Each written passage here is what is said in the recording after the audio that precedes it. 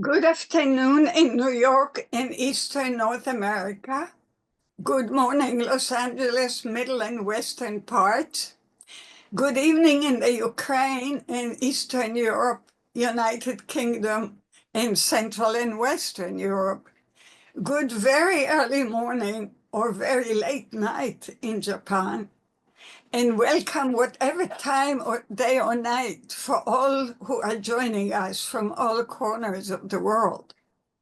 I'm Yael Danieli, founder and executive director of the International Center for Multigenerational Legacies of Trauma, ICMGLT for short. Thank you for joining our webinar on the legacies of World War II. We have held this International Center for Multi-Generational Legacies of Trauma Roundtable webinar dialogue is held on United States Memorial Day, May 26. It continues our May 12 Roundtable webinar that commemorated and reflected on May 8 and May 9, VE Day, the days the United Nations remembers the dead of World War II. The one after World War I, that was supposed to be the war to end all wars. Ended 80 years ago, the Second World War was the largest and deadliest conflict in human history. You remember it was to never again be repeated.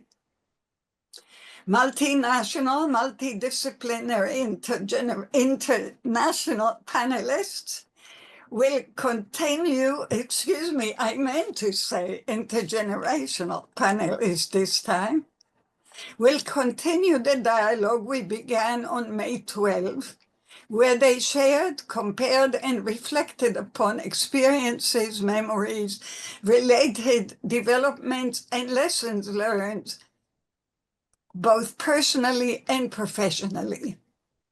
On this Memorial Day, they will discuss among themselves and with you how these might help us comprehend our world today and delineate present and future challenges, risks, and hopes. I would like to again mention with appreciation the contributions of Drs. Orest Tsuvalu, member of the ICMGLT Ukraine Working Group, and Irina Frankova, its chair, and colleagues Eric Vermetten and Harold Kudler, and as always, express our deep thanks to our wonderful interpreters, Natalia Zaet and Anna Stemkovska. Some of you know me, but let me just remind you for the framework that I'm a clinical psychologist, traumatologist, victimologist, and psychohistorian, which means multidisciplinarian, which is very important to our future plans. Having developed the first program to help Nazi Holocaust survivors and their children in the 70s, I have devoted much of my career to studying, treating, writing about, and preventing lifelong and multi-generational impacts of massive trauma worldwide, to ensuring victims' rights, the rights of future generations, and to reparative justice. I owe what I considered my expertise to victims and their generous teachings. For me, psychohistory explores history as it is lived today, not only as a series of dates, events, and names, but as it shapes our choices and ways of being now. Please familiarize yourself with the brief bios of our roundtable presenters on the chat. Robbie, please place them on the chat. You can also find in the chat the survivors' quotes I closed our roundtable webinar with.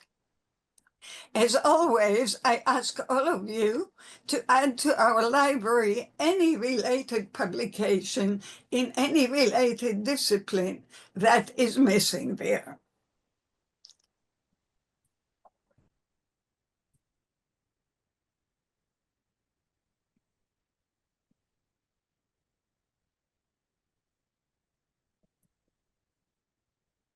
I hope all of you took the time to watch the May 12 Roundtable webinar, as today is devoted to our dialogue and future plans.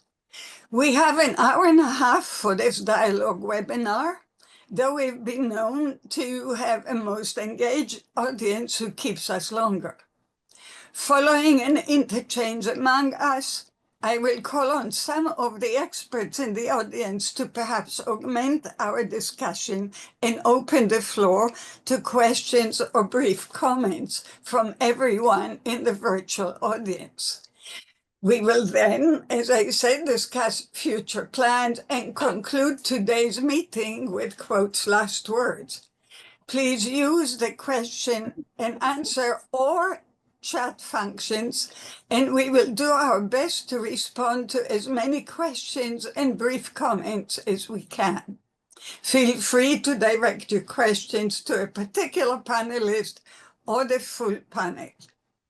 Because today is United States Memorial Day, let me first remind us of today's meaning according to Abraham Lincoln in his Gettysburg Address in 1863. Quote, "It is rather for us to be here dedicated to the great task remaining before us, that from these honored dead we take increased devotion to that cause for which they gave us the last full measure of devotion, that we here highly resolve that these dead shall not have died in vain, that this nation under God shall have a new birth of freedom, and that government of the people, by the people, for the people, shall not perish from the earth." Because it is United States Memorial Day, let me change the order we had in the flyer and in the May 12 webinar, and start from the two American present with us now. How about Harold? Your thoughts about last time, our meeting, your thoughts about today in particular, back to World War II, and back to today. Well, thank you, Yael. One of the themes that came up in our meeting last time was what to do with the dead, how to bury them, how to acknowledge them. Shigeyuki spoke about what if you don't have a body? And he described how families were given empty boxes. It brought back for me a visual memory of September 11th, going to the Family Assistance Center in New York City, where they were giving empty boxes to families to bury because there were no bodies, just dust. And of course, that brings us back to World War II. I want to bring us back to this idea about the United States Memorial Day, because I know most people won't know that history. You described Abraham Lincoln giving a speech at Gettysburg. Americans were very good at killing each other. It was a highly mechanized war. I believe that more Americans died in the American Civil War than have died in any other conflict. as many people died in a single campaign in the American Civil War as died in 10 years in Vietnam. And so the nation had a problem of healing. The war ended, but what do you do with it? And in fact, the federal government didn't acknowledge a responsibility to bury the dead of the Civil War on either side. And this was protested by families, and it led to questions of what to do. There are two prominent stories of why we have Memorial Day. One has to do with the fact that in a southern city, I think it was in Georgia, a lot of Union soldiers were buried on the infield of a racetrack, a public setting. And at the end of the war, the freed blacks in black citizens now in Georgia decided that this was intolerable, that people who died to free them would be buried in the midst of a public setting, and worked to have those bodies interred and given a dignified burial. But the other story that led to Memorial Day, and probably both contributed, was a very brief news article about a group of women in Mississippi who went to a cemetery that included a lot of Southern rebel soldiers. And they were following an old European tradition of decorating the graves with flowers in springtime. But they chose to also decorate the flowers of the Union soldiers who had died in those same battles. This was known for a long time as Decoration Day, but it was then declared Memorial Day by a group of Union veterans. And that news story inspired a poem which went viral 1867 style and led to the demand for some sort of commemoration, which played a vital role in bringing the nation back together, the idea that we were honoring all the dead, not just the Union dead. But I think in burying those people, the nation also was moving beyond remembering what the war was, what it was fought for, what Lincoln said at Gettysburg, and very quickly got rid of the Reconstruction policies that were leading to blacks becoming truly equal in America. It's a complicated history because we both remember, and very quickly, sometimes because we are able to consolidate our memories into a commemoration, we put the commemoration behind us. We make it something, a routine ritual, and it loses meaning and moment. And we move on and forget. Well, I'll stop there. Mm-hmm. Very important to talk about the transition, right? And most importantly, the meaning of burying the dead too. Just to go back to 8 years ago, or reflecting on that, I remember very well Elie Wiesel saying in a funeral of a survivor friend, they have no cemeteries. We are their cemeteries. Mm-hmm.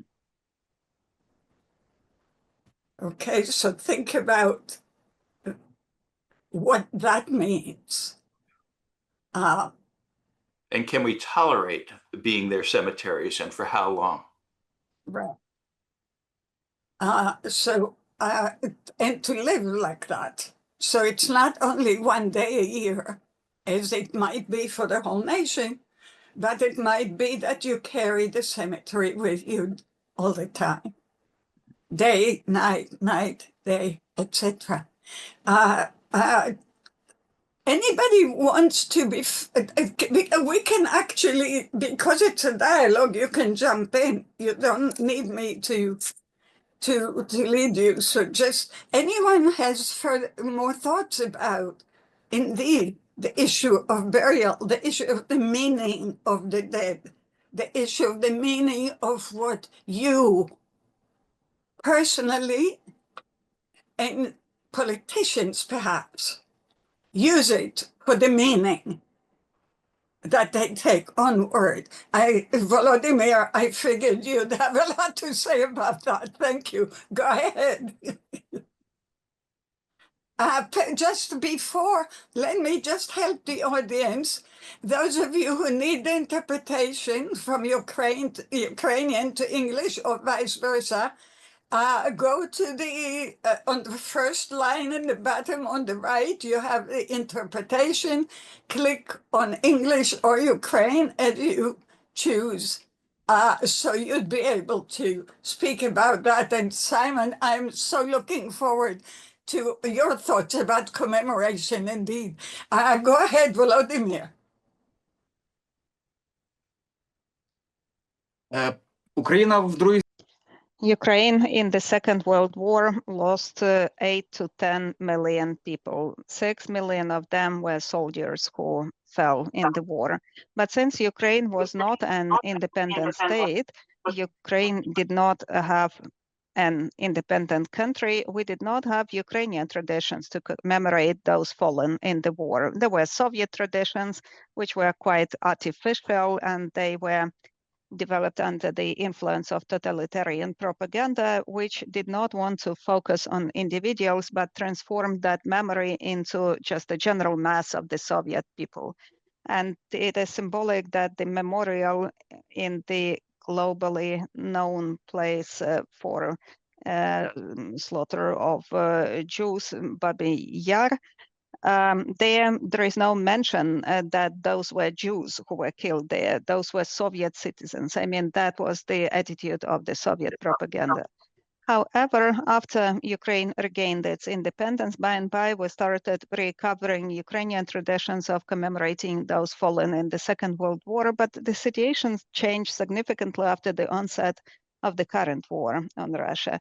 Obviously, the ongoing war, as I mentioned previously in the previous meeting, it significantly changes our perception of the Second World War and our idea, and it has also sped up new traditions for commemorating those who have fallen in this war. And some of these traditions are like folk traditions. They, for example, when a fallen soldier is brought to his or her village or settlement, this coffin is taken along the main street, and all people go outside and knee down to say goodbye to the soldier.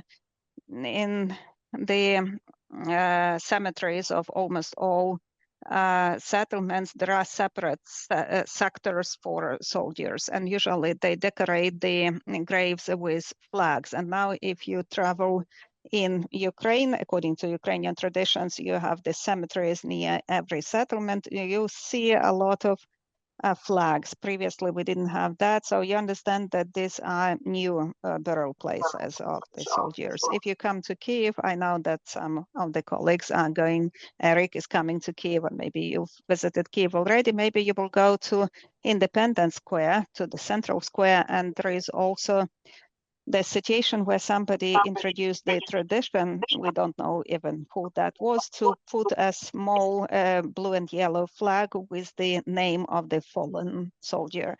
And now in Maidan Nezalezhnosti, in Independence Square, we have like thousands and thousands of those flags. Officially, we hear about 50,000 fallen soldiers, but obviously it may be more. So in addition to this grassroots initiatives, they are now launching some state-supported traditions or ways to commemorate the fallen soldiers. Every day we have the minute to commemorate the fallen. It is 9 a.m. They announced that on the radio. This is the tradition which is supported by activists. So the people stop in the streets and cars may stop, or public transport, just to stay there for a minute to think about those fallen, those killed. So it is not rolled out to the entire territory, but this is noticeable, this tradition. A couple of days ago in Ukraine, not far from Kiev, they started burying large national memorial military cemetery that is like Ukrainian Arlington. So we are authors of this idea, and we basically buried this from the US. That's going to be a large cemetery for those fallen. This is a large territory for 100,000 burial places. 3 days ago, they started burying people there, and now these are unknown soldiers. That's a paradox as well, but even in the 21st century, we have the situation where it is just impossible to recognize, to identify, even with DNA test.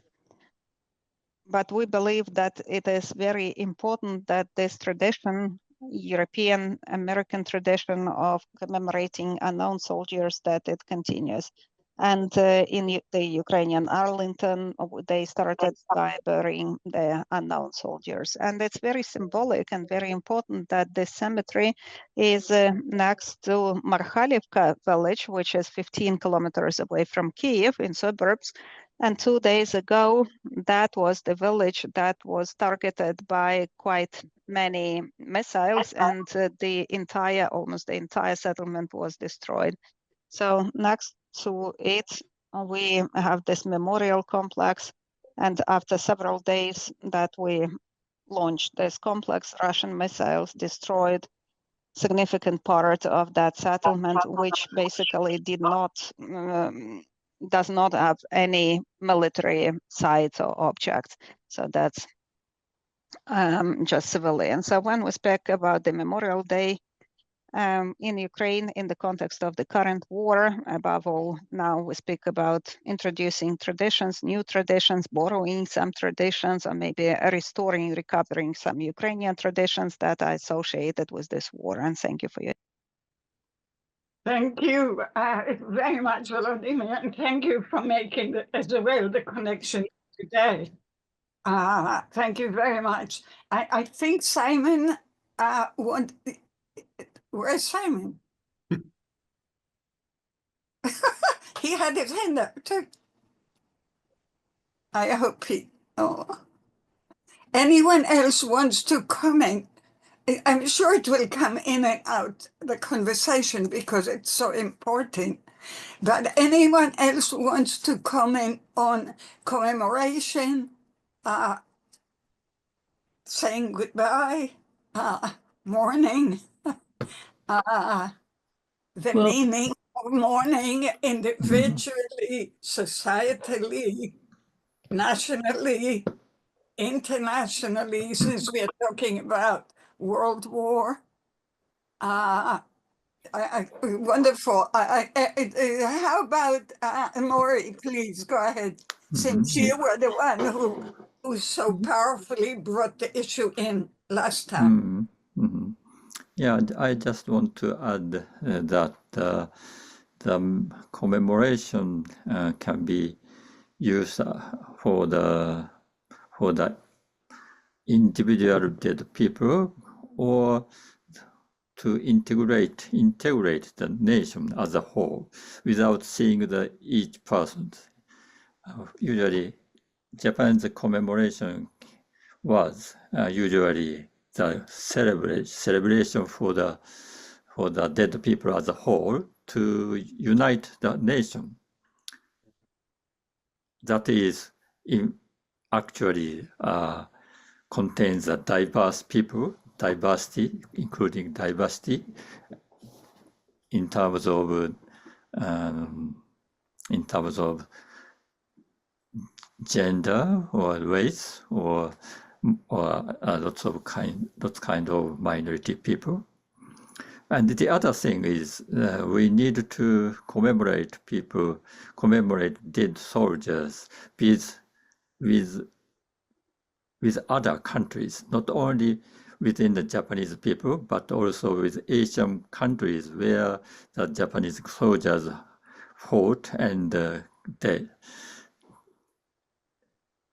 In that, the way of the Japanese government did some ceremony or the trial to search their dead bodies or ashes when they did that kind of trial, they did not think about the people who were living there, the native people living there, or the victims of Japanese soldiers' attack. That's why there has been some kinds of conflict between Japanese government and the other country people in the South Asian countries. So we haven't done enough trial to commemorate dead people together with the former perpetrator and the victims. Yeah, that's a big task for the future, I suppose. Thank you. Thank you. And those of you who are interested in more of those issues, we had one of our webinars. I will refer to other webinars for you to watch that we have looked at. One of our very important webinars is of Hiroshima and Nagasaki survivors with the United States military survivors' children. With this exact understanding. Now, I'm very sensitive, Volodymyr, to the issue of any possible peace between Ukraine and Russia. And this is a matter of we're talking very long term now. Don't forget, we're looking 80 years back. We're talking even 80 years forward, okay? So, but clearly part of mourning is making peace with oneself, is making peace with it. We literally call it departed, and who knows if peace is possible, but we are learning, reflecting back more of how difficult it is. Even the way Harold described the process here, the transition from sadness and burial and saying goodbye to a happy, future-looking nation is one of the ways that we don't take the time to mourn. Just note, this is not a war. COVID was not a war.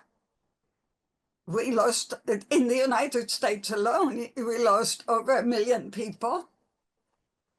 What are we doing about those memories, those remembrances? How are these families feeling? Do they feel belonging to communities? Do they feel all alone in their loss? I don't know, but this is extremely important. Eric, can you drop a note to Simon to find out what is happening? Because he is actually in charge of much of the commemorative activities in the United Kingdom, and his voice is truly missing about that. We'll send him a note. Would you please tell him his voice is extremely important right now? I'm sure he's frustrated enough. Yeah, maybe something's happening. We can also talk about forced peace, real peace, genuine peace. This conversation is so important. I don't see it ending anytime soon. So Eric, you would try to reach him, and you had your hand up, please. Well, yeah, I'm a little bit confused. I prepared something to say, a brief text, but I can dive into that. But before I go there, I would like to echo what Volodymyr said. Yes, I have visited Kiev a couple of times in the last year, and Majdanek Square or Independence Place with the and enormous number of small flags. They're just, you just cramped on that little piece. We see it in our social media pictures, and it looks very good on pictures. But when you stand there and you take it in, and then you look to your right and you go to the memorial wall and you see the pictures that actually started in 2014 and go all the way down. There's no space for pictures of the dead now. They have to be creative because the wall ended. So and everybody needs their place for their pictures. And what I find also so beautiful is all the pictures are sort of the similar size. There's not a big picture and a small picture, so everybody respects that we need equal space. What also struck me, Volodymyr, if you go to the wall, and of course it makes sense, but my eye caught in the 2014, there were no females. 2015, no females. 2016, the first female was there. I think it was 2018 or 2021 or so when I first saw female, and then there were multiple after.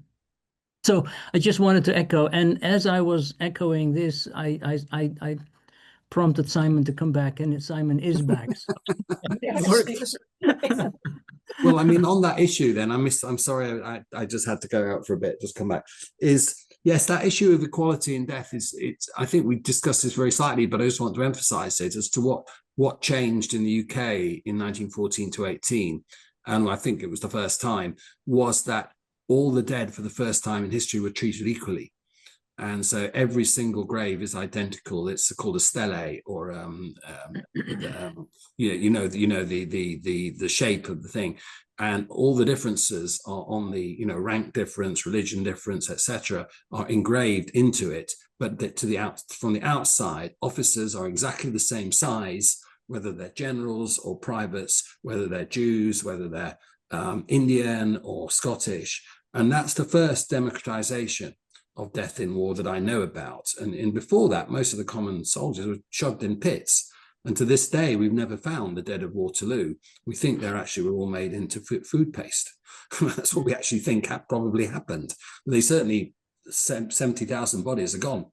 So that is a feature of modern warfare. And I think it's a good one, is that there'll be a major effort made to democratize them all. And I think it happened also in the US, but even there you still have very warlike cemeteries with some people are on horseback and things like that, and a British war cemetery doesn't allow that. Italians are particularly egregious in their First World War cemeteries, which are absolutely awful. Absolutely awful. When you look at them now, you think, how could you have done that? So I think that is a change. And the Maidan, you were talking about Maidan, weren't you? You're talking about the photos of Maidan. Yeah, they are all of the same size, which is clearly deliberate. Yeah. So yeah, shall I continue with my brief contribution for today? Oh, sorry, I thought you had finished, Eric. No, okay. That's good, Simon. This is an open discussion. So, but I'll be, because my reflections actually on this day of Memorial Day. Yes, we're talking about the layered dimensions of trauma, remembrance. And I'll weave in a little bit of my personal experience with a broader historical and maybe also some cultural narratives that have shaped my thinking. And I'll end with a vignette about me and my mom at the end. So last week I spoke on May 4th and May 5th. Our May 4th in the Netherlands is our day of mourning, and day 5th is Liberation Day. But I will take you briefly to my journey in 2016. That takes me to Sobibor. And it's a place where I think the absence of physical remnants still speaks volumes. Sobibor is very close to the border with Ukraine.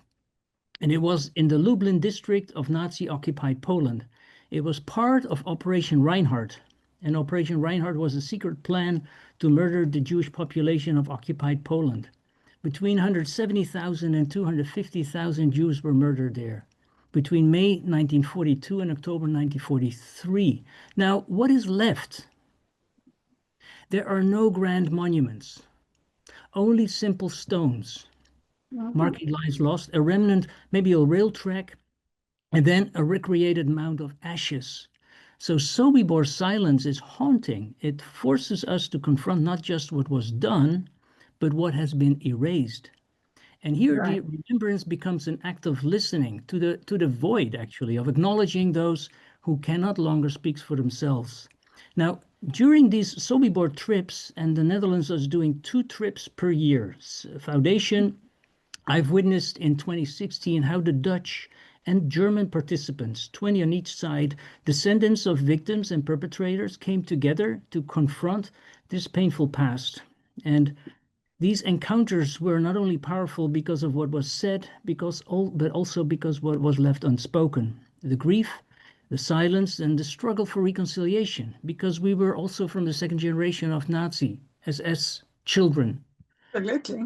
Seeing German second generation participants engage with the inherited guilt highlights the complexities of memory and the long shadow that it casted. These moments served as a mirror and a bridge, challenging us in the Netherlands to confront our own complicity and silence from World War II. Now, and you know that, Yael, and others, in Jewish tradition, you die twice, right? Once when your heart stops, and the second time when your name is no longer spoken. So the names were spoken there of all the people that actually we wanted to speak out there. But the challenge of remembrance, I think, is not confined to the past.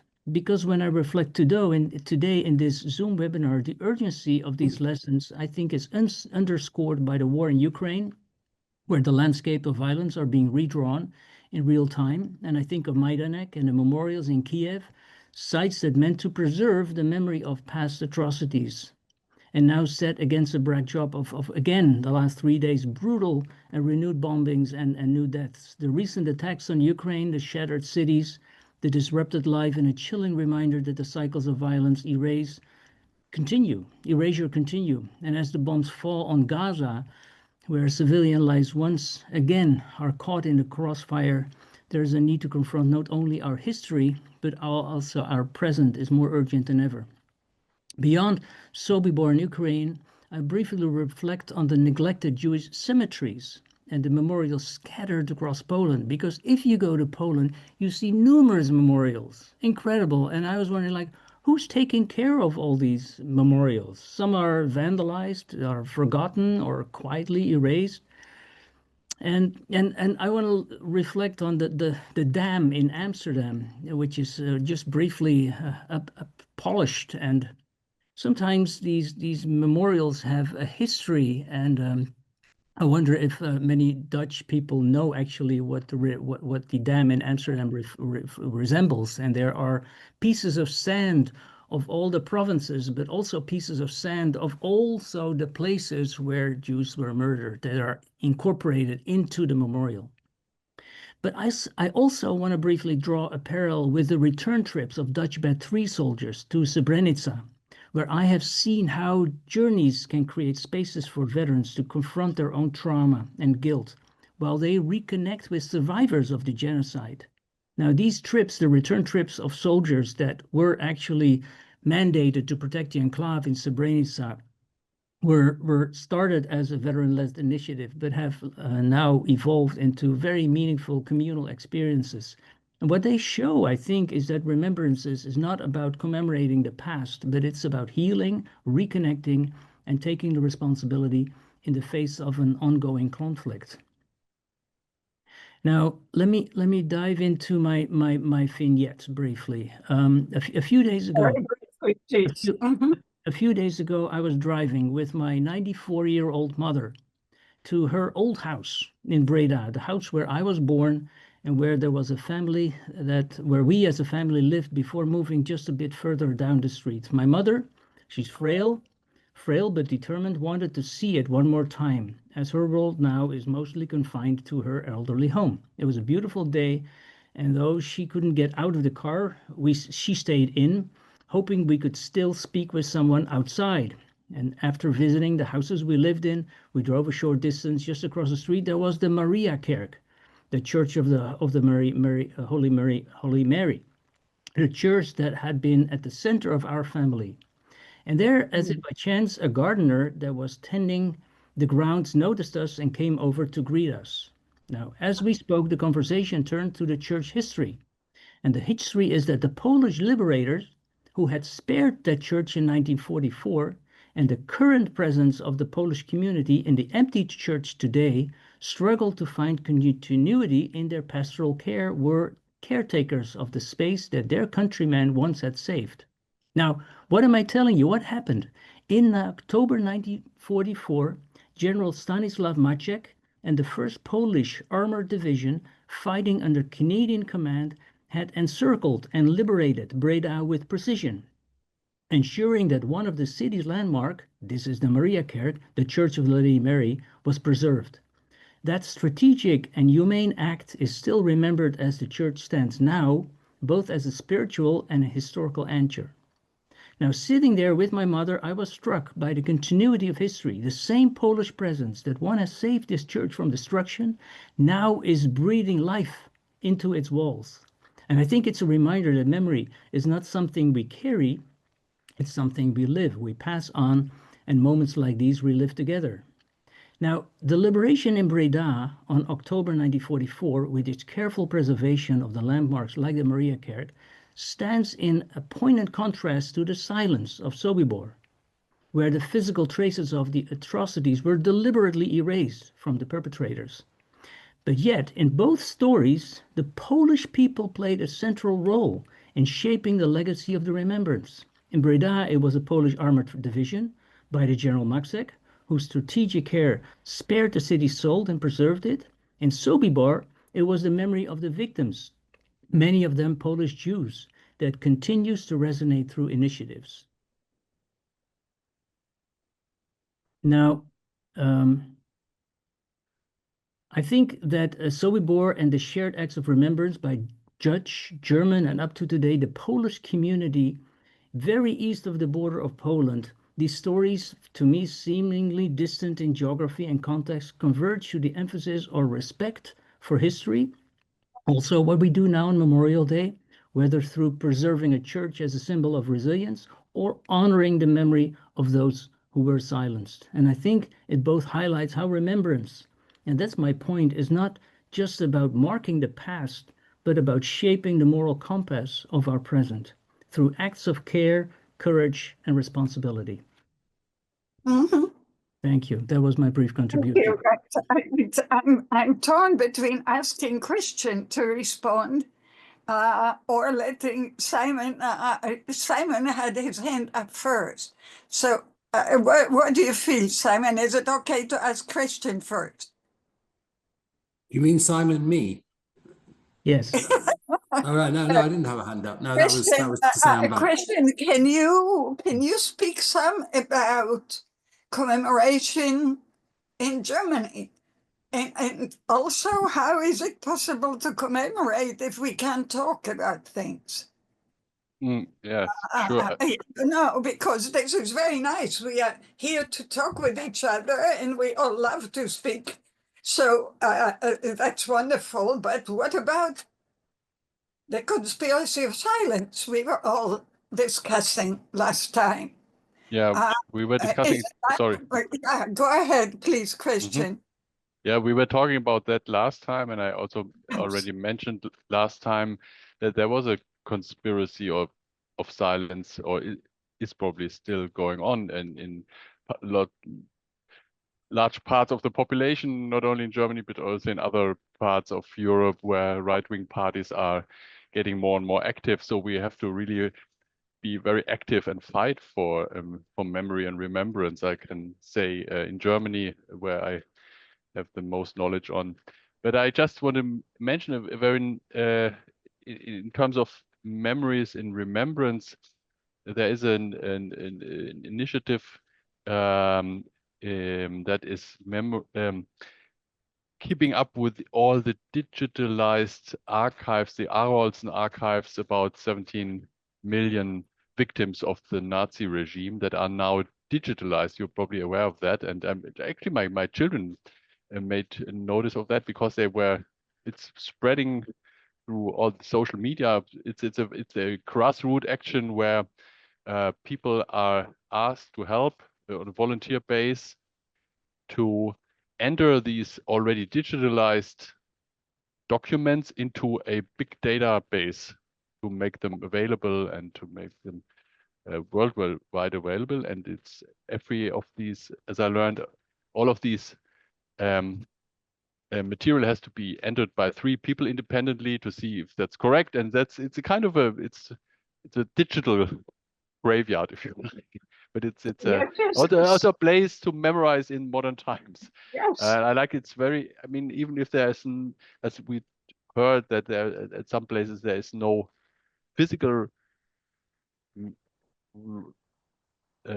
remnants of killed people, there is maybe at least some digital remnants, and that's a very important way to go forward and to keep the memory alive. Yeah, and it responds to the way the current generations communicate and speak. Absolutely, yes, exactly. And learn. So it actually is extremely responsive. Volodymyr,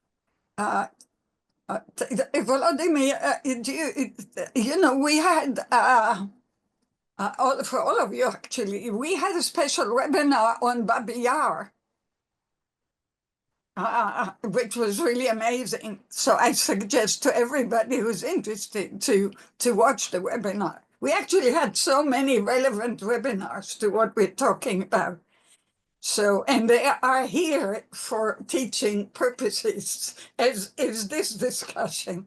So please, not to forget that part of Дякую за relevance. пропозицію, дякую обов'язково.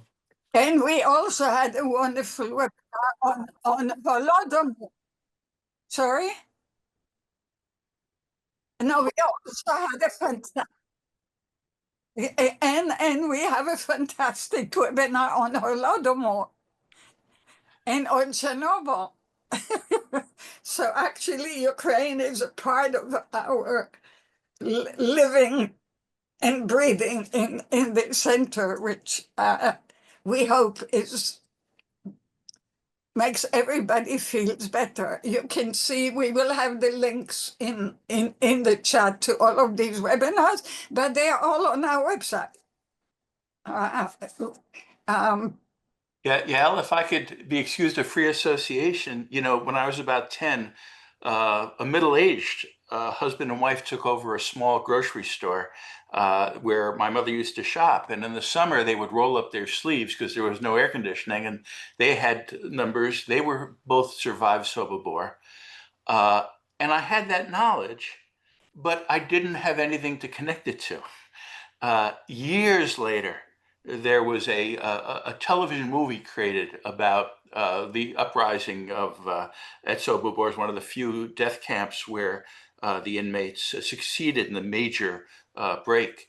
But what I remember most about that movie was that the central character was murdered by his own neighbors when he finally made his way back to his own village.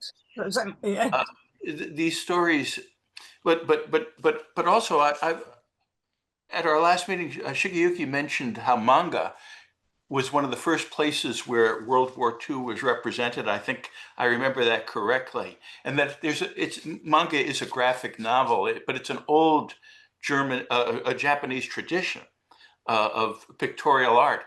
And that got me thinking, years ago, we had a European Society of Traumatic Stress Studies meeting in Opacha. And my wife and I drove down the Dalmatian coast after that, and we were in Dubrovnik.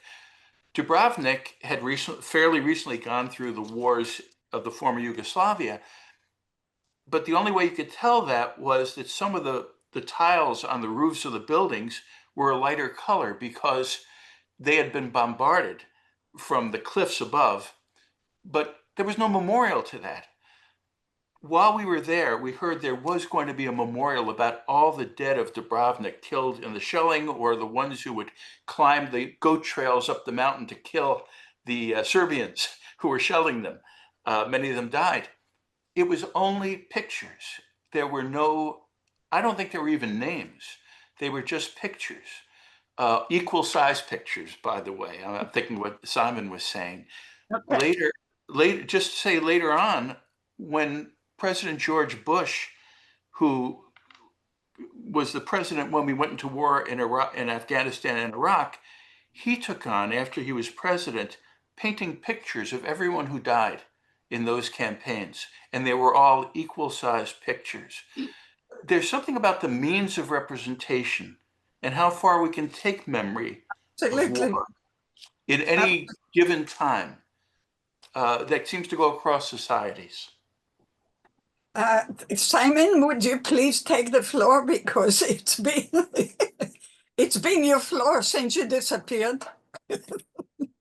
No, I mean, I was thinking though of what Chris was saying on the conspiracy of silence and what that means, and I think obviously in the Federal Republic, but even more so in the democratic in the GDR, that's clearly a statement of fact, and I think it was much worse, and why there's certain problems with the rise of the right in GDR, in the former East, is because of a completely, not just a conspiracy of silence, but actually speaking but about nonsense, putting out lies about that everyone in the GDR was actually noble resistors against the fascists, whilst everyone in the West was with the fascists. Obviously, utter nonsense.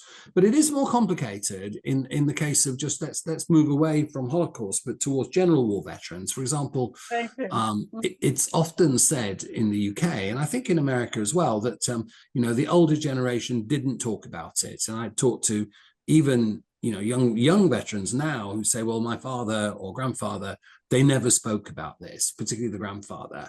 And it's become generally accepted that this is the case.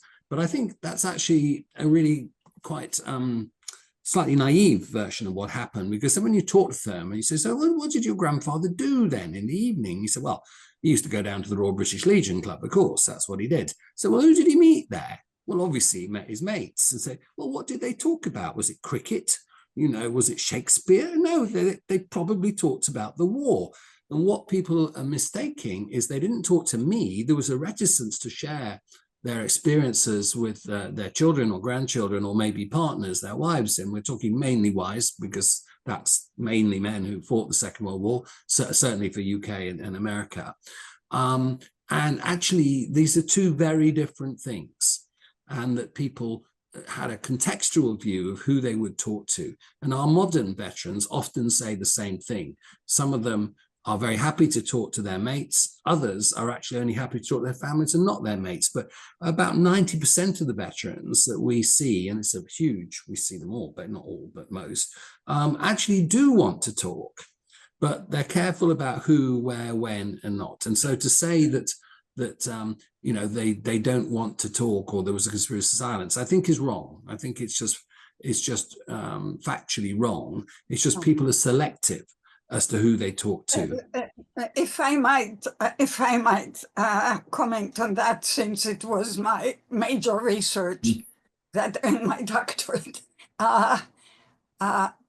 it wasn't that survivors didn't want to talk. It was that people didn't want to listen. And I think I would take a Holocaust. That's why I call it the conspiracy of silence. It's not only one party. There is a speaker and there is a listener. And the question is, where were the listeners? I don't doubt that, Yale. I think the difference. Wait, let me just complete the thought. Okay.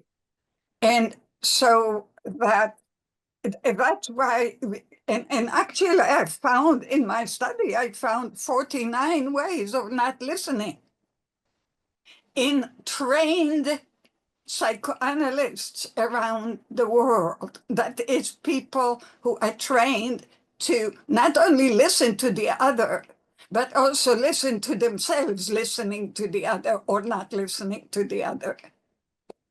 Okay? So it's really, for example, the best way to shut somebody up? To say, I know exactly what you mean. Okay. I would just say that I did specifically say, when you say, I know exactly what you mean, you don't need to say anything anymore, right? In fact, I'm asking you to shut up. So this is not just this is quite a complex phenomenon that and it's not just about yes or no. It's not about right and wrong. You're right, it's a complex issue. And many survivors and buddies, right, mates, would speak then, would create a little ghetto and would speak only to each other. And what's interesting about that is they were still being in a ghetto. They were still only speaking to each other, and they were still being only in the past, because they would mostly speak about the past in those get-togethers. It's still going on. So it's, okay, go ahead. I didn't mean to interrupt. It's just that I don't want it to become an issue of right or wrong. It's more common. I was just talking about something different. I wasn't talking about Holocaust. I'm talking, indeed, the public's appetite for World War II stories. Too. I'm talking about soldiers too. That's where I probably would disagree slightly. There was a huge appetite for war stories after both the First and Second World War. And they were often, the biggest selling novelist of the First World War was Frank Richards, who wrote The Beagle Story. Millions and millions of people read those. Millions. They're terrible, but there was a huge appetite for stories. There were a particular type of stories, but they were there. Obviously, for the first 20 years of the Holocaust, I mean, by the time I started reading, there was still only about 10 books. They're all classics, but there's still very few.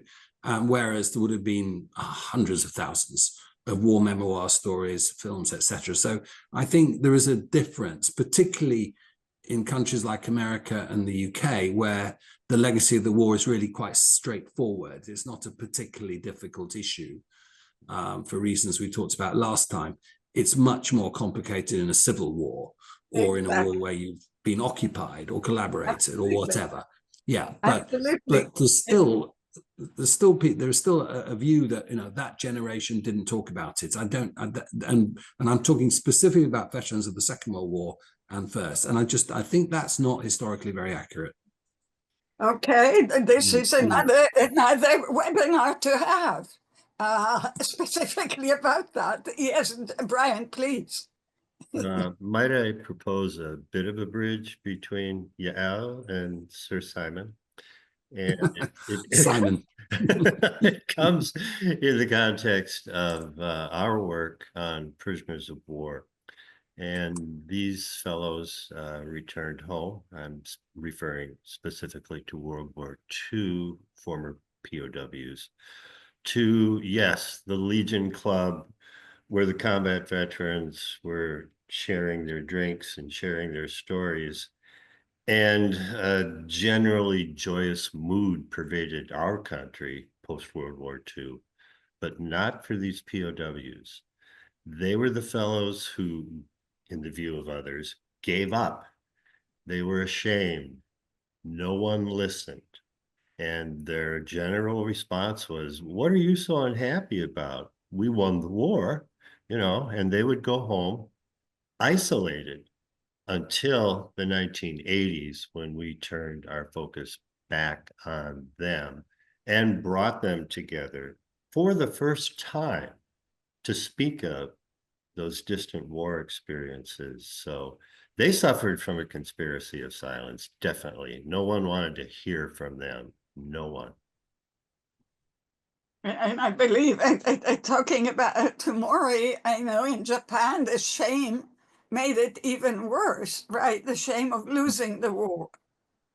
Yes, shame. Because when the soldiers came back from the battlefield to Japan after the end of the war, they thought they would be welcomed by the Japanese citizens as a soldier, of course, and who fought against enemies very hard.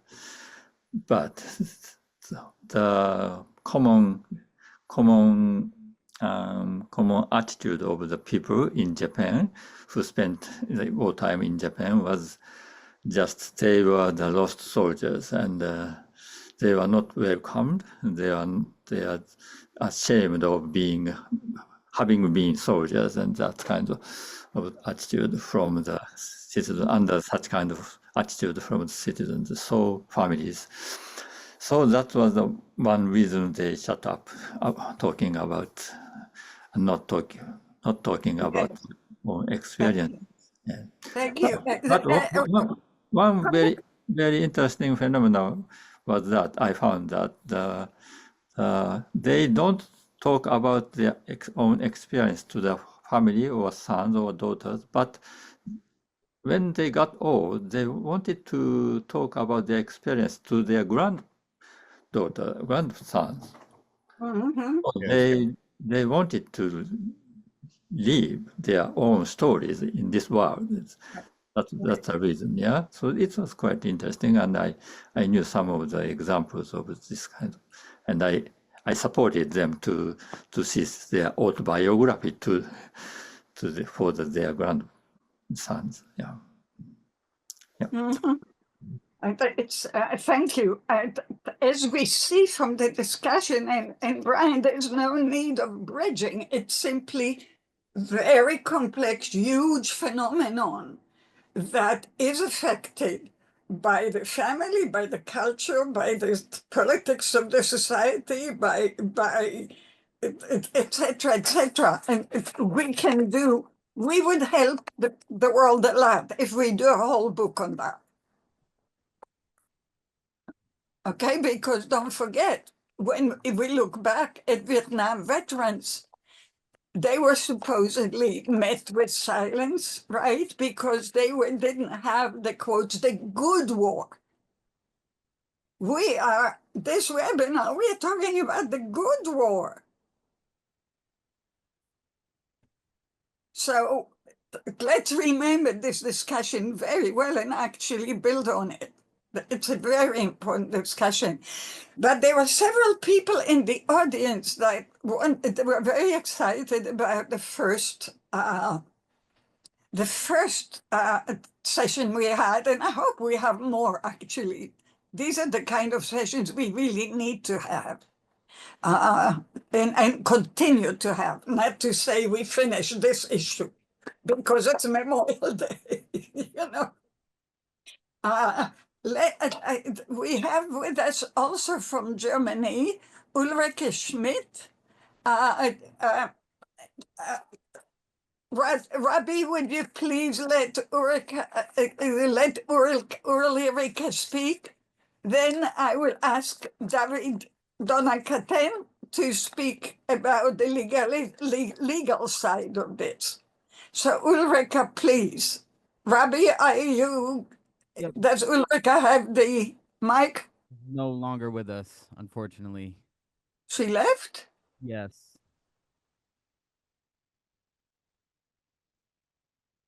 Eric, this is too complicated. It's a bit offensive actually at this point. So let's continue. Let's here. David is here. Thank you, David. Please look at it from the legal standpoint. Go ahead. Thank you very much, Yael, and it's a great honor to be here with you and all your participants. Am I in video? Can you see me? Yes. Okay. Not on video, but yeah. Very good. So I'm. Your voice is very clear.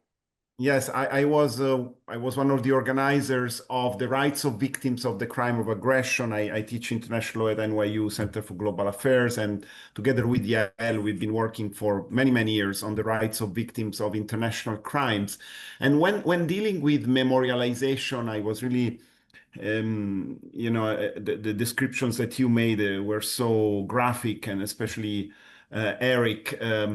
I really think that we have, unfortunately, we have been witnessing some sort of abuse of power by those who have been abusing of the memorializations, in the sense of we have been seeing how the glorification of the war has led by some to justify new wars of aggression.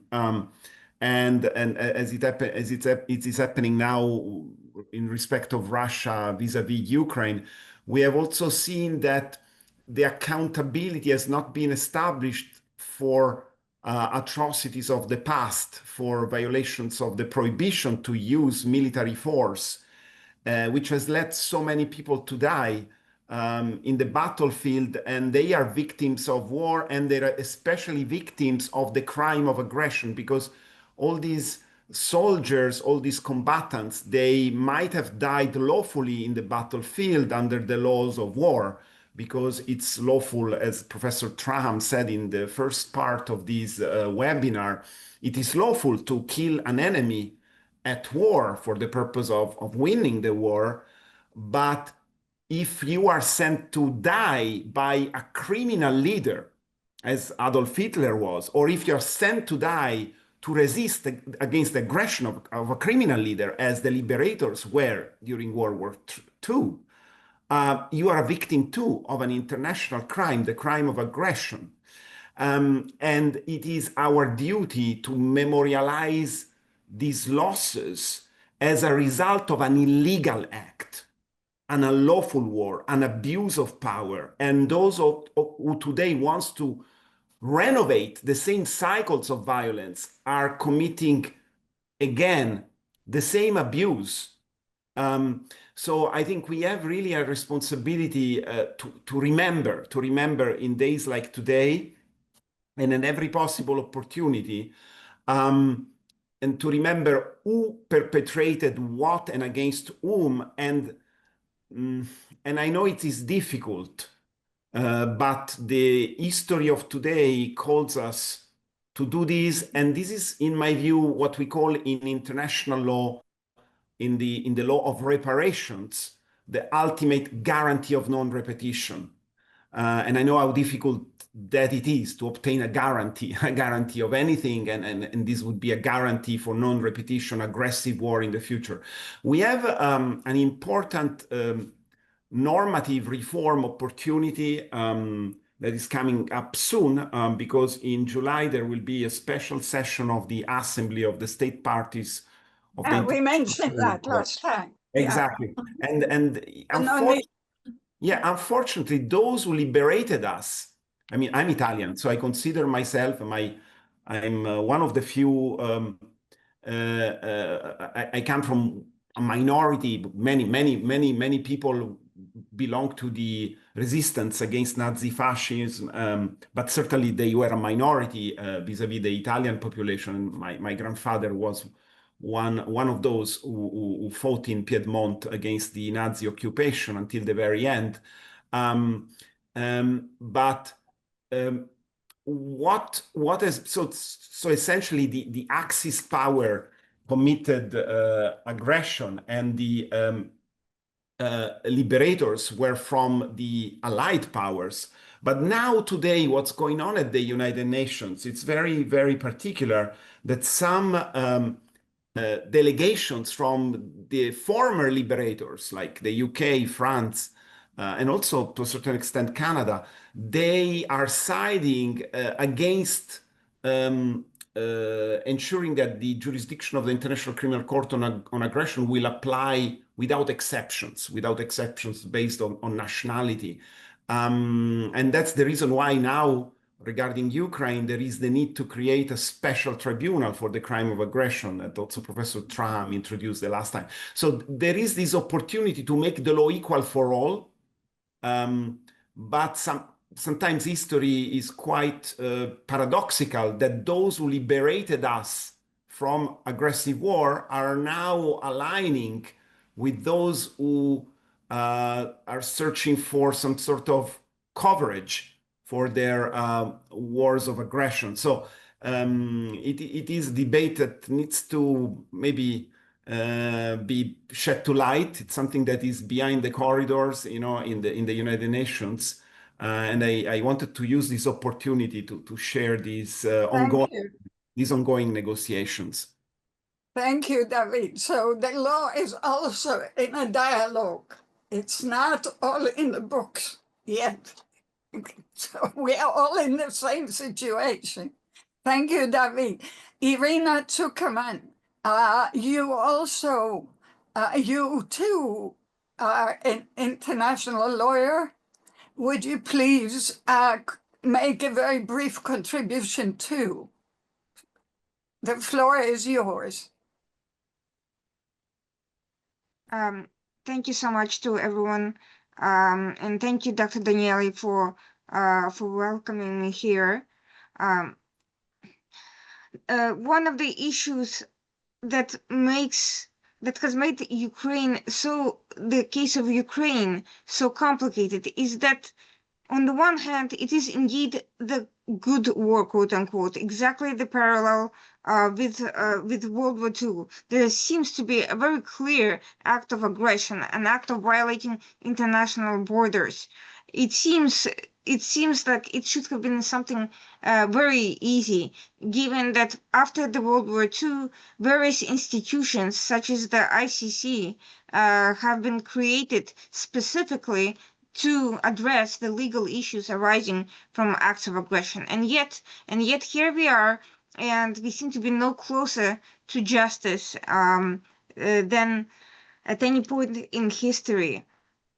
So just to go back for the audience, the UN Charter and the prohibition of force explicitly prohibits all members from using or threatening force against the territorial integrity or political independence of any state. So what happened? Why hasn't UN been effective in stopping acts of aggression by Russia against Ukraine? After all, UN too was specifically created to after World War II to address the issues of international order, to prevent something like that from ever happening again.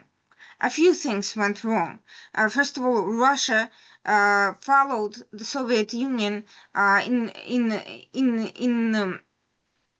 becoming one of the permanent members of the Security Council and having the power of the veto. Along with China, it has used that power to absolve itself of accountability.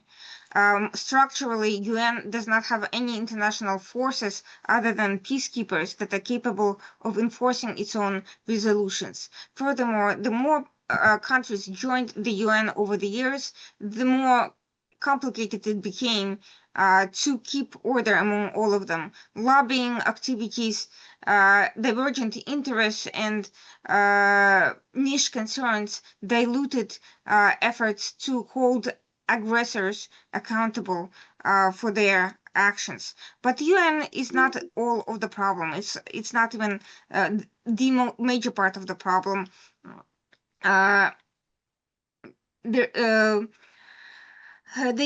Even the ICC has struggled with its responsibility in enforcing individual criminal responsibility against actors involved in this sort of in crimes against peace. At Nuremberg, when the Allied powers broke new ground by prosecuting Nazi leaders for crimes against peace, they, for the first time, really took the war of aggression, crimes of aggression, to international legal forum. That the Nuremberg trials originally established that launching aggressive war is not only... Irina, dear, we had the background last time by Jennifer Trehan, so could you stick? Okay, yes. because we have many others. Go ahead. So bringing us back to the current discussion, despite the fact that we have that background, many ambiguities remain. For instance, cyber attacks are not encompassed in the war of aggression. They remain very much a gray area. The hybrid war that Ukraine has suffered from, on par with the combat violation of its territorial integrity, too remains something that is a very real physical threat, but in the legal context remains dubious in terms of actual prosecution and in terms of legal accountability. The law, quite frankly, lags behind in many ways. The conflict offers an opportunity to catalyze legal innovation and institutional reform. But on the other hand, if these entrenched legal paradigms remain unaddressed, these divisions concerning resolving ethical questions concerning new forms of aggression can continue undermining the international legal order. Now, I agree with my colleague that a tribunal could go far, could go a very long way in addressing, at least on a moral level and at least on some of the legal concerns, but that too comes with its own set of challenges. One of which is that Russia has not been forthcoming and it has refused in any way to acknowledge any sort of responsibility. It has made even the process of investigating war crimes, which seems to be overwhelming on its face, exceptionally difficult for investigators. There are other challenges too. The questions of resources towards the investigative process. The fact that the United States has minimized its role quite recently after providing significant resources towards that end through private institutions and grants. But ultimately, the biggest problem is that Russia and many of its allies Would you please conclude? would Please conclude, because we are time starved. Now finish. You don't have to stop. Okay. Just get to what you want to leave the people with. You have so much to say. There is no way on earth we have the time to cover it. It's true of each person here. So if you just leave your... Essentially, if you want to hold the aggressors accountable, we are going to have to completely rethink how we approach this issue. And it cannot involve having the cooperation of the very actors who caused the problem in the first place. As we reflect on Memorial Day, we honor the sacrifices of those who gave their lives in defense of freedom, justice, and the rule of law. Their courage echoes through history, reminding us that peace is never guaranteed. It must be actively defended. The crime of aggression is not just a dry legal concept, it is the catastrophic breach of the most fundamental international commitment to peace. And in Ukraine today, this concept lives on, and so is the opportunity to bring the perpetrators to justice, and also to review how to prevent this from happening more effectively in the future. Yeah, thank you so much. Rabbi, I asked you to share screen for me with my study from the victim's point of view. Can you share screen for a moment? If you and put it in the chat as well. If you want to, if everyone wants to look, so it's also in the chat. It's a study I did 1991, 1992, that asked victims what they consider necessary for healing. And Simon, I'm totally open to doing the same with veterans and see whether, in fact, there are significant differences in what they are, so we understand the meaning. Because, of course, fighting by choice is, Volodymyr made the distinction last time about fighting by choice or being attacked, which is quite different. Of course, there's always the issue of fighting for something or fighting against something. All of these make so many differences, but so many meaningful ideal differences. But if you want to, like Rabbi, if you sort of slowly scroll it down, you can see that I classified the responses from both individual, societal, national, and international perspective. Wait, hold it. And in terms of goals and ways of meeting the goals. Okay, it's quite a complex little structure, but it's really a multidisciplinary structure, right? It's the psychology, psychosocial, and legal, all of the looking into all of the dimensions. So I don't want to go too much in it. We don't have the time to go into it now. We perhaps, when we continue this group activity, which I really hope we do, we will go over readings we will agree upon ahead of time and discuss them. Maybe this is one of them, but you can. This could be one of them. So if everybody sort of took down the connection and we make that one of our discussion dialogue webinars, because these were different survivors from also the Nazi Holocaust, Japanese and Armenian Americans, victims from Argentina and Chile, professional workers with them, both inside the countries, outside the countries. It was rather an ambitious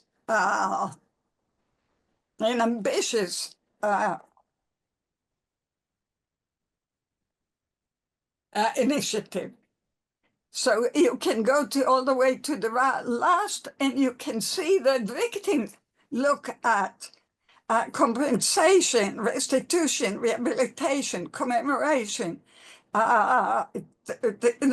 memorials, empowerment, education, and what victims say they need, rather than what we say they need, okay? I told you at the beginning, I really learned everything I know from them.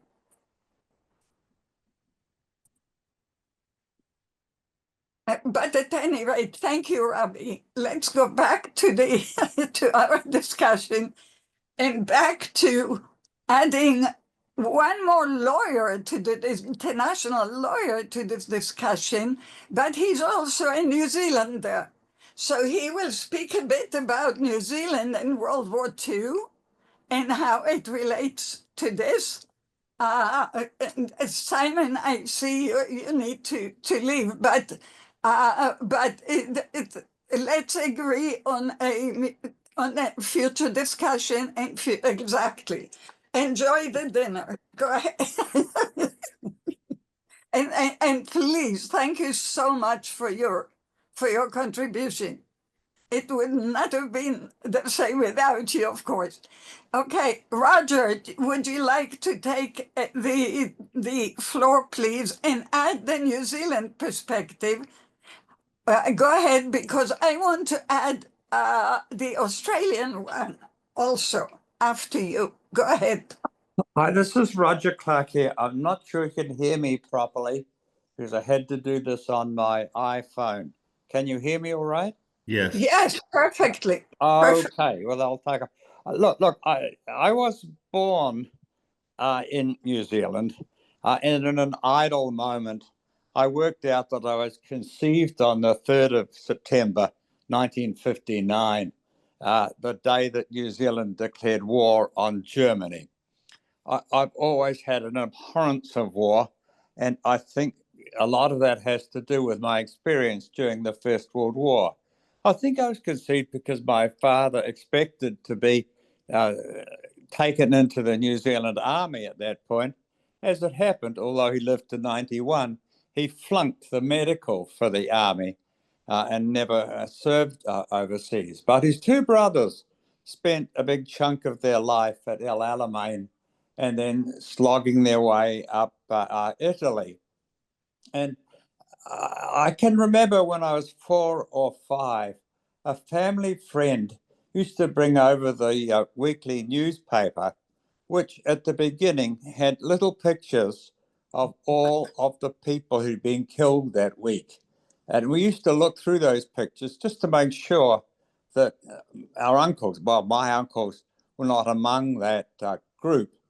But fast forward, David, who was speaking earlier on very well, mentioned Italy, and I was in Italy speaking at a course for David, and the person who was driving me around says, "Was there anything I'd like to do?"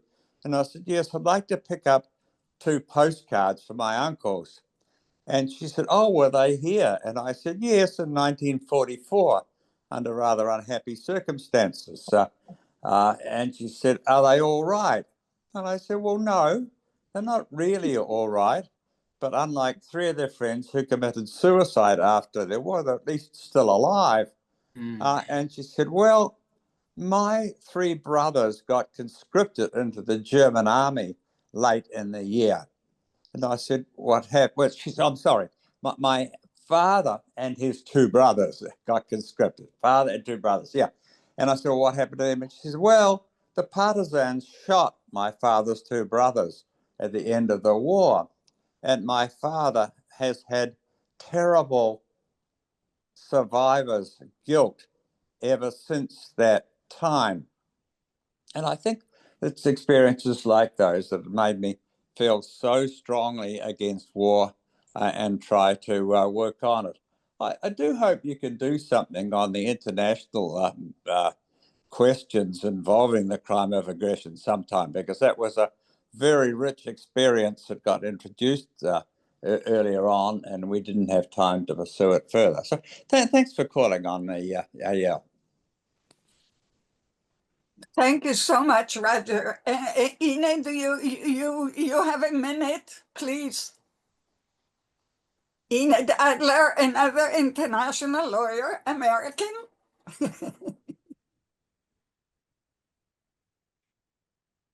Ine, please.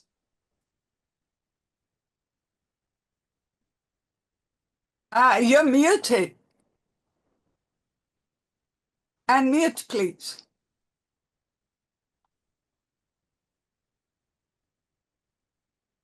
Enid, you are muted.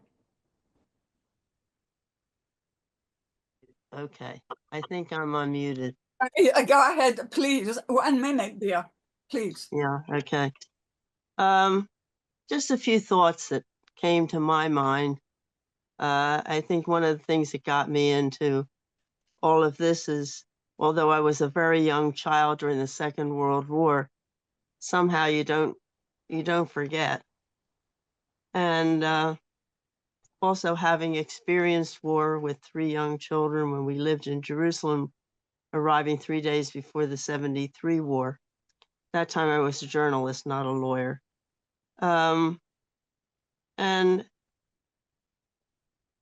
it's interesting how I had no idea.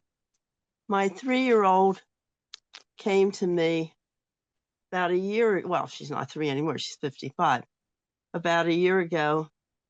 And, the sirens went off, she was 3. And I had no idea how traumatized she was by the sirens until she told me of experience that she had in Denver. Now, so you never know what will affect somebody. But more than that, I really want to talk about how to acknowledge, you mentioned how to acknowledge the dead. And just recently, Yael, you probably saw this and everyone else probably did too. In Italy, it seems that where some of the soldiers that are buried in the cemetery are Jewish, but they have crosses on their graves.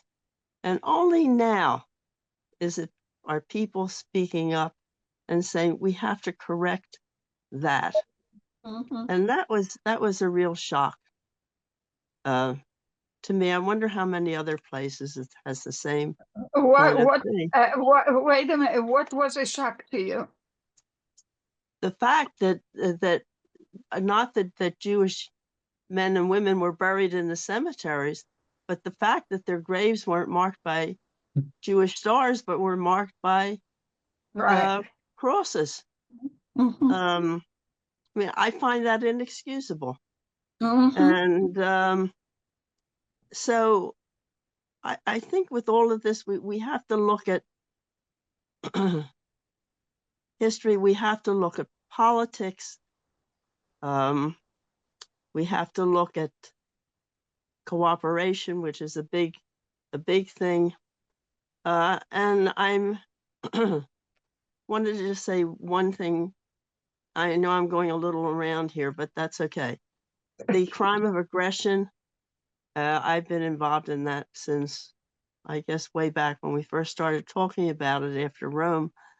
And I'm very concerned that what has evolved is a special tribunal, supposedly because it's Eurocentric, and that Ukraine excuses leaders of countries from culpability. And so therefore, my feeling is that what has to happen is that the Assembly of States parties are really going to have to get together and ratify the amendment to the ICC treaty, and then it may have some teeth. And I mean, these are just some thoughts that have come to my head, and I feel strongly about it. And I'm concerned about it. And I'm also concerned about what's happening when it comes to history in this country. You talked about rewriting history. In this country, we're rewriting, not you and I, but many people are rewriting history. And history is what it is, and we really have to be upfront and face what our history is, good and bad. So I thank you for this, because I think it's been very enlightening. And if they were going to have a tribunal outside of the ICC, which is not necessary really, if they would just ratify the amendment. And what are the main countries that are really leading the thing against that? The UK and France. And I'm sure if the United States were involved, they would too. Here again, it's politics. And yes, you can be culpable, but we can't. So there are a lot of things to be taken into consideration. And I think there are things we have to talk about. Yeah, we will continue this dialogue exactly because out of respect for the complexity of what we are talking about. And thank you for reminding us that victims have the right to truth. That is enshrined as a human right for victims. It is. Okay, And it's very important. Thank you, Enid. So when we play with history, we're playing with the truth, and we are reharming the victims, whether they're soldiers or helpless victims of genocide. Very important. I don't want us not to pay attention to Sandy's Sandy McFarlane comments, elaborating a bit on their on his comments on video last time. So Sandy writes, I wish I had more time. I could not say everything I wanted to. Perhaps at the end you could say this. In Australia, he's adding another important dimension here. In Australia, understanding the trauma of World War II with the emergence of the PTSD diagnosis has been a mixed blessing that has brought initially greater sympathy for the intergenerational effects of war. But more recently, there has been a retreat into ethnic identity that brings with it conflict.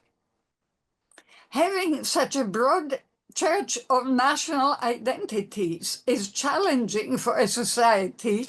For example, the Balkans War pitted Croats against Serbs. Understanding trauma can be used to drive the voice of hatreds as well as advocating for challenges of the aftermath of World War II. I wanted to add that to the record and to the complexity of what we haven't looked at yet. There's so much more. Brian, I saw, knowing you a bit well, and knowing how your face looks, what you have something to say, please say it. What do I have to say? We have a great deal of work left to do, okay? Yes. This revolves in a peculiar way around the third floor of my house, which we call a mother-in-law apartment. The first internet, and it's been populated by international students for years. Yes. First one who came to us, Ina from Ukraine, lived in a small town called Brody. And I was approached by the jazz critic for the Chicago Tribune, whose mother was a survivor of the Holocaust, who began to hallucinate in her last years that she was being pursued by the Nazis. I see Harold nodding. He knows this story. Yes, Prisoner of Her Own Mind was the book, and a documentary goes along with it. And our critic went back to Brody, interviewed people there who had no memory of anything going on in World War II. He helped establish a museum to try to commemorate that. But our student had no knowledge whatsoever about it. And in the 9 months she lived with us, I wasn't able to make a great deal of headway. Then I had a series of Serbs who saw the Balkans War through a very different lens. I visited Belgrade and saw the NATO/US bombing results on their communications towers, which they had left as their own form of a memorial to their hatred of NATO and the US. It is now being redeveloped by Russia, China, and Trump. So that one's going away, but it's being replaced by something, I don't know, bizarre. They don't really have war memorials there, but they do still gripe about those darned Muslims. Anyway, I was approached by a theater department chair at Macalester College who was producing his version of the book called Railway Man, which is a story of forgiveness and survival by a POW British on the Death Railway, the Burma site. Please add it to the chat. Yeah, okay. Well, after you, yeah. It's a great one, but it came out as a movie with Colin Firth starring it. But the perpetrator returned to Japan, married, and made it his mission, Mori, to re-educate the Japanese public at large on some of the truths underlying their role in World War II. I don't know how he fared with that, but he attended this No Way format. It's a Greek chorus format enactment of the Railway Man. And he sat in front of me and sobbed the whole time. He's probably a perpetrator who never really found redemption, but he was seeking it, shall I say.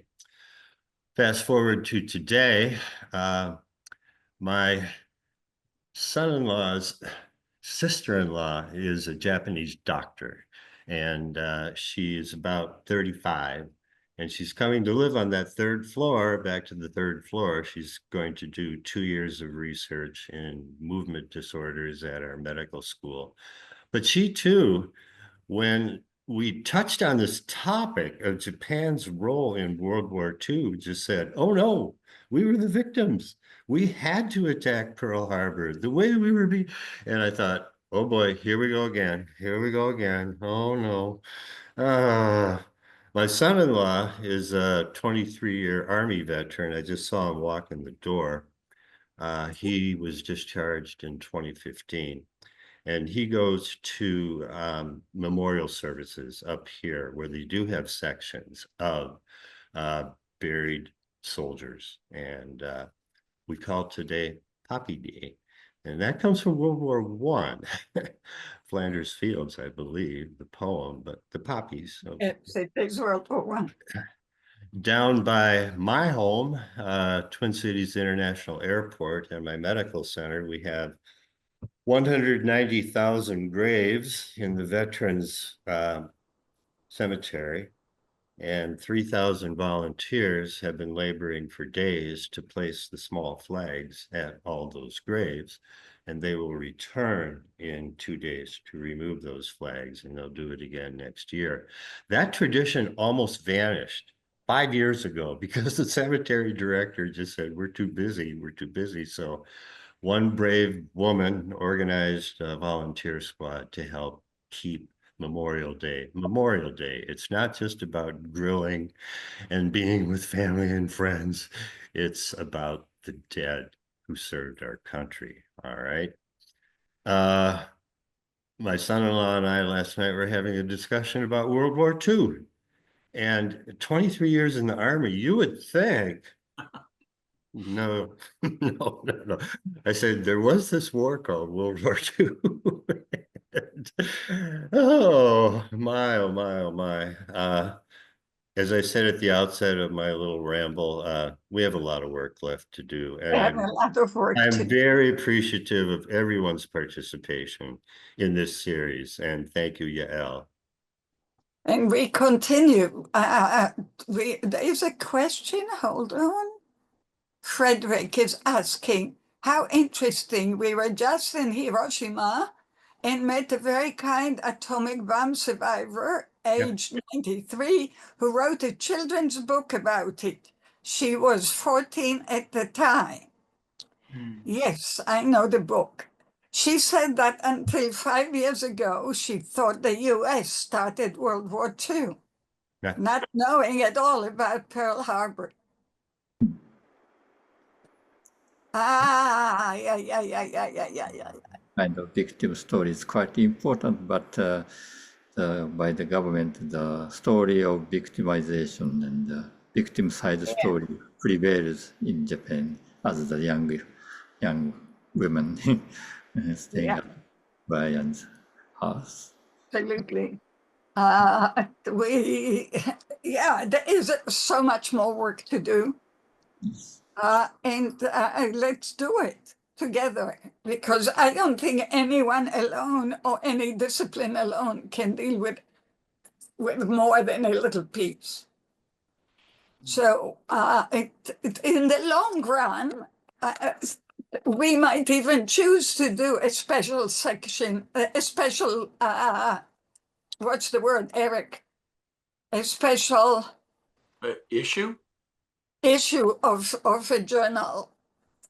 Yeah, no, thanks for saying that, Eyal. I was a little bit listening into the focus either on transitional justice, that's kind of one chapter, but the thing that we started in the center, in the center we focused on reparative justice, not transitional justice. So we have a lot of mutual learning to do. Because wait, it's more complicated than that. Let's acknowledge the fact that except for Volodymyr, who was also a politician at some point, we don't have, as part of this discussion, political scientists, economists, right? Presumably economics was the reason for World War I and for World War II, and let's talk some more anyhow. So we still, before we decide, we really want to put our minds together and think very deeply about which other expertise do we need in this dialogue to be able to put the story together.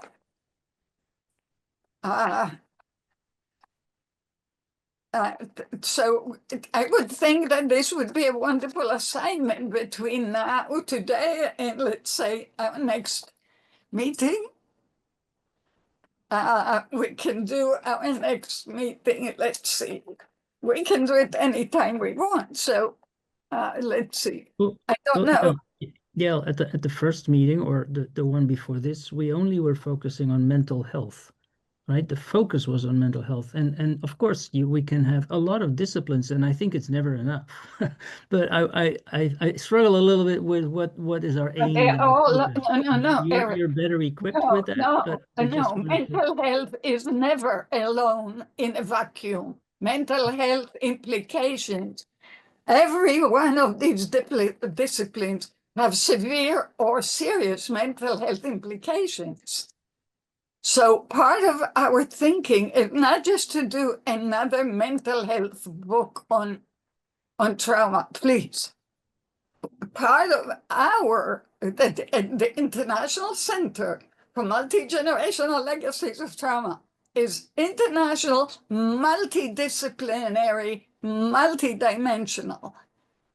Okay, and tries to understand the relationship among.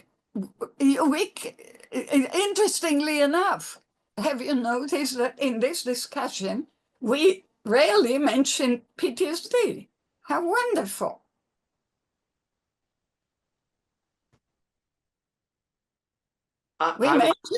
We mentioned human experience. We mentioned the truth. We mentioned the effect. You spoke about me visiting your church. You spoke about all kinds of your experiences that would not be subsumed necessarily under PTSD or under what the field is defined as right now. So let's keep a very open mind and let's contribute what is not there yet.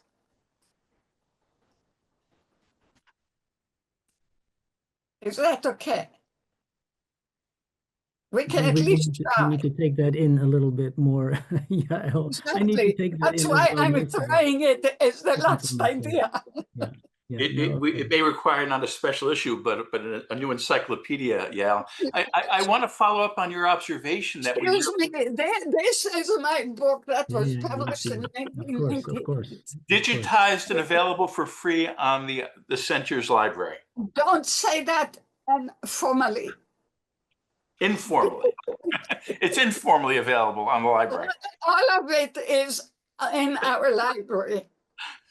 Just on World War II, it has chapters on children of survivors all over the world. Children of Nazis, Eastern Europe, Western Europe. And you know yourself, the Netherlands has 4 different chapters. That's why it's so big. It's so big because it's a big issue. Big chapters. Okay. No, absolutely. Chapeau for that. But it contributed. It defined the field. Absolutely. Yeah, you're absolutely right. So let's do it this way, because otherwise it will be just yet another book, you know, and there are thousands of them. And even the ISDSS had a book already on war. Okay, so let's get serious, okay? And Maury, you mentioned that there's a working group in Japan. Maybe we should invite them to the conversation so we can learn a lot more from each other. What do you think? Yes, I informed them about this group. And, excellent.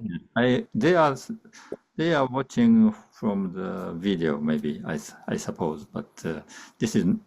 No, we can meet, we can decide to get, well, this is to be fair to Europe. If we meet in the evening, New York, to meet morning Japan, Europe will have to wake up in the morning.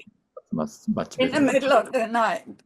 Yes. How are the Europeans' feelings about that? Would you do that? we are used to being flexible, so let's think about how, or maybe you'll do it very, very early your morning, so it will still be fair. We'll see. Okay, we can talk about the time. Yes, of course. There are two more questions. Wait. Frederick, you keep asking. I might hope I have that to go, yeah. initiative towards prevention of nuclear war might be included. Cheers. Yes, please look Bye at now. all of our webinars about that, please. We have superb, the center is totally involved with that. We have superb webinars on the prevention of nuclear war. The Peace Museum, if Hiroshima charged with progress and lack of progress, there's been very moving, that's correct, but we've been involved in that. Actually, we have a World War study on that. Oh, we lost Christian. He said in the chat that he has to leave. Oh, okay. But we need him in the discussion, of course. You can't have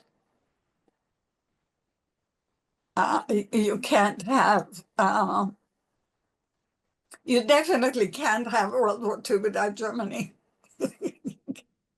Oh, Eric left too? Just like that? Okay. So thank you for everyone who is still here. It's hard to be in these discussions. But for those who haven't left, last word for this one. And how about if we discuss? No, we'll discuss by email the next time. It should be within a month, right? That feels right, Brian? Volodymyr? June, as long as you're talking June, yes. June. Okay, fantastic. Okay, any last words you'd like to depart with for today? Volodymyr, you'll be the absolute last. So how about we start with Harold, because you were first today. Your last.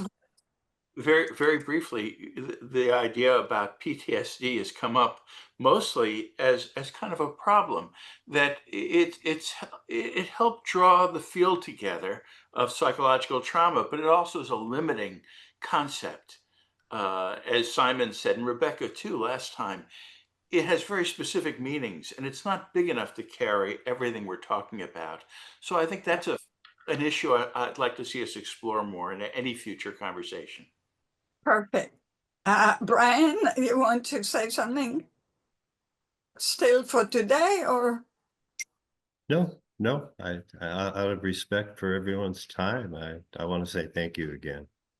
Wonderful. See Thank you you. next time. Maury, please. I want to say thank you. Yes. Thank you. And Volodymyr. Так само дякую вам. I would like to thank everyone for the participation. And again, unfortunately, it is very difficult to live under the circumstances I am now. But I would like maybe to suggest that one of our meetings has to be dedicated to the question of what we have made wrong as the humanity who have survived 2 world wars, and at present we are living through another war, and why never again has worked. And that topic would be interesting to discuss, I guess. Thank you.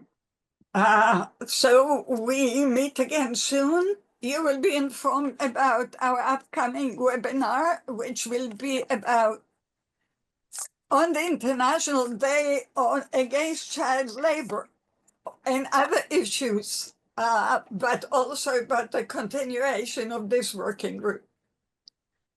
Wonderful. Thank you so much. Let me just see this too. It's in Ukrainian. I can look at it, but I can't understand. So, thank you, everyone. Thank you. Bye. Bye-bye.